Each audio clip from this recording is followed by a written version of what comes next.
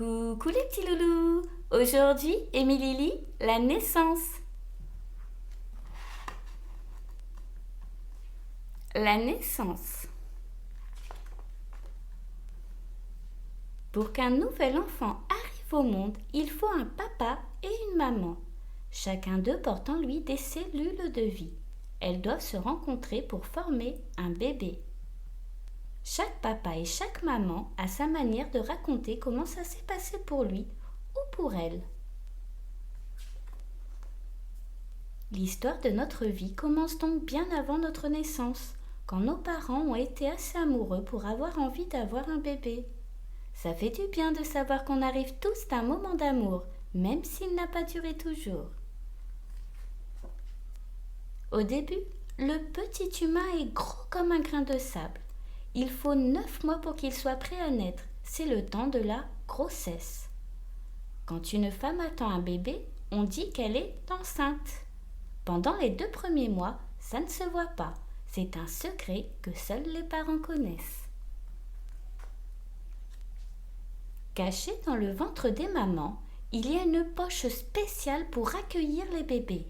Elle se termine par un petit trou juste au-dessous du trou par lequel sort le pipi.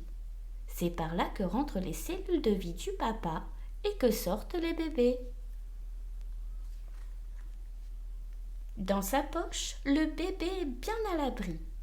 Il est dans de l'eau qui le protège des chocs. Un cordon qui part de son nombril le relie au placenta, comme un petit cosmonaute est relié à son vaisseau spatial.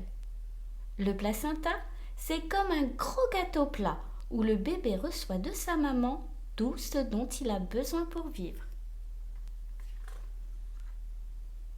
C'est grâce à ce que sa maman mange et boit et à l'air qu'elle respire que le bébé est nourri. Tout ce qu'absorbe la maman passe par le cordon. C'est pour cela que les femmes enceintes ne doivent pas fumer ni boire de l'alcool.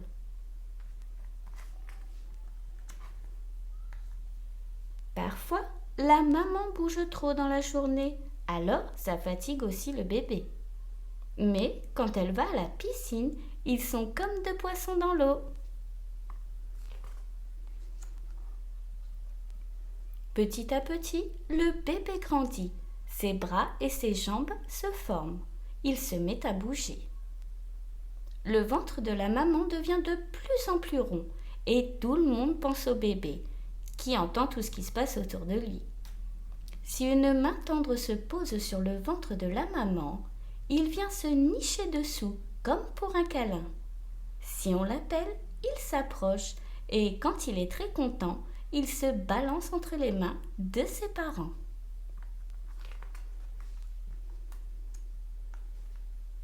Un beau jour, le bébé est prêt à naître et les parents ont très envie de le voir enfin. C'est la naissance. Le bébé pousse pour se faire naître. On accompagne la maman à la maternité. Le papa, la sage-femme, le docteur aident la maman et le bébé. Peu à peu, on voit ses cheveux. Il arrive.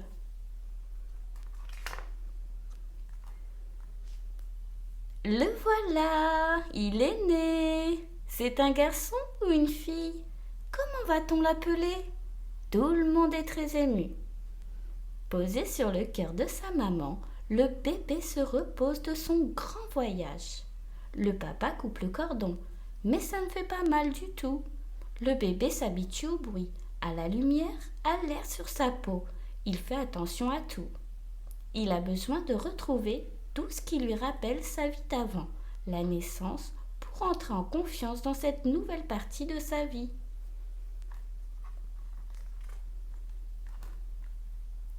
Mine de rien, connaître l'histoire de notre naissance, ça nous aide à vivre. On la fête le jour de notre anniversaire qui nous rappelle que c'est un très grand moment de notre vie. Si tu as aimé mon histoire, abonne-toi.